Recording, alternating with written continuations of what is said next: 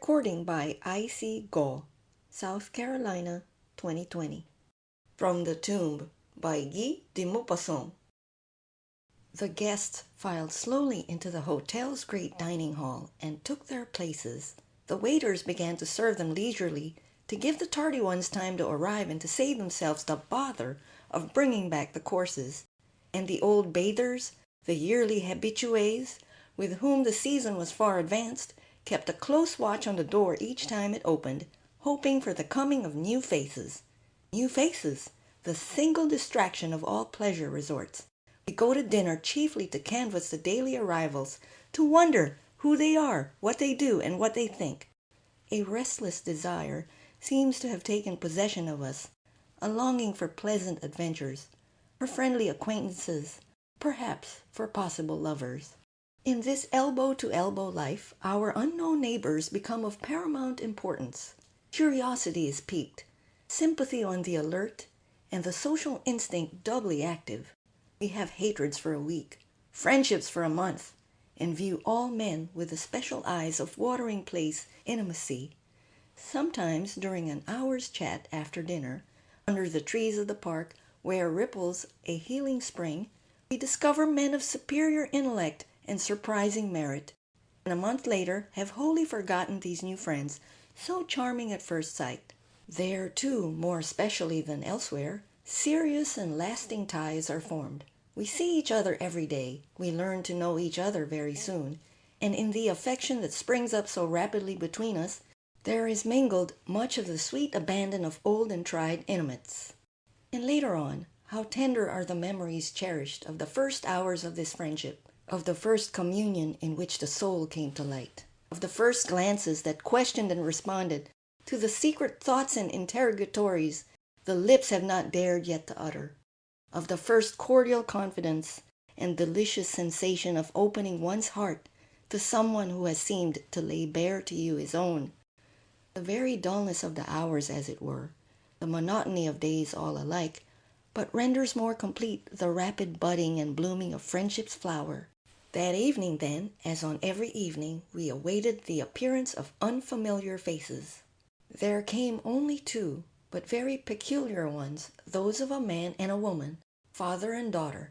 They seemed to have stepped from the pages of some weird legend, and yet there was an attraction about them, albeit an unpleasant one, that made me set them down at once as the victims of some fatality. The father was tall, spare, a little bent, with hair blanched white, too white for his still young countenance, and in his manner and about his person the sedate austerity of carriage that bespeaks the Puritan. The daughter was possibly some 24 or 25 years of age. She was very slight, emaciated, her exceedingly pale countenance bearing a languid, spiritless expression, one of those people whom we sometimes encounter, apparently too weak for the cares and tasks of life, too feeble to move or do the things that we must do every day. Nevertheless, the girl was pretty, with the ethereal beauty of an apparition.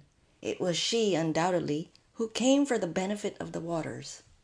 They chanced to be placed at table immediately opposite to me, and I was not long in noticing that the father, too, had a strange affection.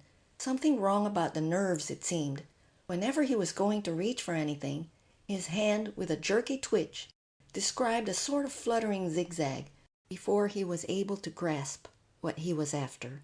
Soon the motion disturbed me so much I kept my head turned in order not to see it, but not before I had also observed that the young girl kept her glove on her left hand while she ate. Dinner ended, I went out as usual for a turn in the grounds belonging to the establishment, a sort of park, I might say, stretching clear to the little station of Auvergne-Châtel-Guyon, nestling in a gorge at the foot of the high mountain, from which flowed the sparkling, bubbling springs, hot from the furnace of an ancient volcano. Beyond us there, the domes, small extinct craters of which Châtel-Guyon is the starting point, raised their serrated heads above the long chain, while beyond the domes came two distinct regions, one of them needle-like peaks, the other of bold, precipitous mountains. It was very warm that evening, and I contented myself with pacing to and fro under the rustling trees, gazing at the mountains and listening to the strains of the band, pouring from the casino, situated on a knoll that overlooked the grounds. Presently I perceived the father and daughter coming toward me with slow steps. I bowed to them in that pleasant continental fashion with which one always salutes his hotel companions. The gentleman halted at once. "Pardon me, sir," said he, "but may I ask you if you can direct us to a short walk, easy and pretty, if possible?" "Certainly," I answered, and offered to lead them myself to the valley through which the swift river flows, a deep, narrow cleft between two great declivities, rocky and wooded. They accepted, and as we walked, we naturally discussed the virtue of the mineral waters. They had, as I had surmised, come there on his daughter's account. "She has a strange malady," said he, "the seat of which her physicians cannot determine. She suffers from the most inexplicable nervous symptoms. Sometimes they declare her ill of a heart disease, sometimes of a liver complaint, again of a spinal trouble. At present they attribute it to the stomach, that great motor and regulator of the body. This protean disease of 1,000 forms, 1,000 modes of attack. It is why we are here. I, myself, think it is her nerves. In any case, it is sad." This reminded me of his own jerking hand. "It may be hereditary," said I. "Your own nerves are a little disturbed, are they not?" "Mine?" he answered tranquilly. "Not at all. I have always possessed the calmest nerves." Then suddenly, as if bethinking himself, "For this," touching his hand, "is not nerves, but the result of a shock, a terrible shock that I suffered once. Fancy it, sir. This child of mine has been buried alive." I could find nothing to say. I was dumb with surprise. "Yes," he continued, "buried alive. But hear the story. It is not long. For some time past Juliette had seemed affected with a disordered action of the heart. We were finally certain that the trouble was organic and feared the worst. One day it came. She was brought in lifeless, dead. She had fallen dead while walking in the garden.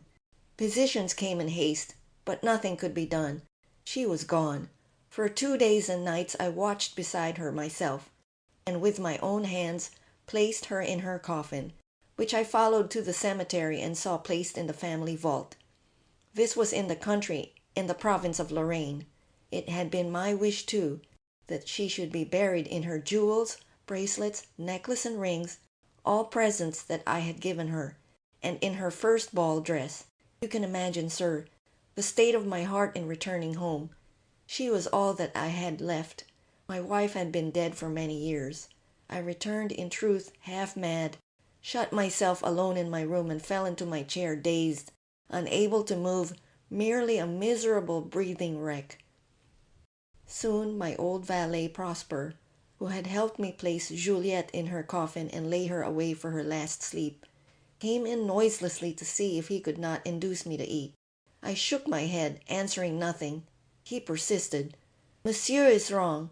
This will make him ill. Will monsieur allow me, then, to put him to bed?" "No, no," I answered. "Let me alone." He yielded and withdrew. How many hours passed I do not know. What a night! What a night! It was very cold.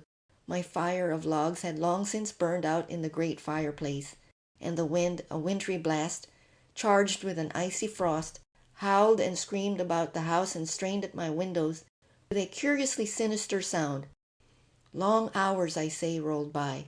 I sat still where I had fallen, prostrated, overwhelmed, my eyes wide open, but my body strengthless, dead, my soul drowned in despair. Suddenly the great bell gave a loud peal. I gave such a leap that my chair cracked under me. The slow, solemn sound rang through the empty house. I looked at the clock. It was 2 in the morning. Who could be coming at such an hour?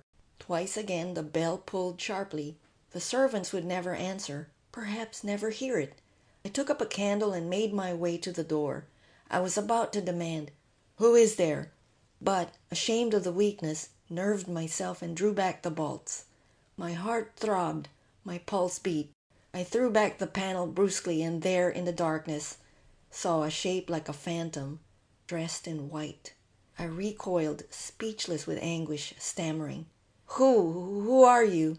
A voice answered, "It is I, father. It was my child, Juliette." Truly I thought myself mad.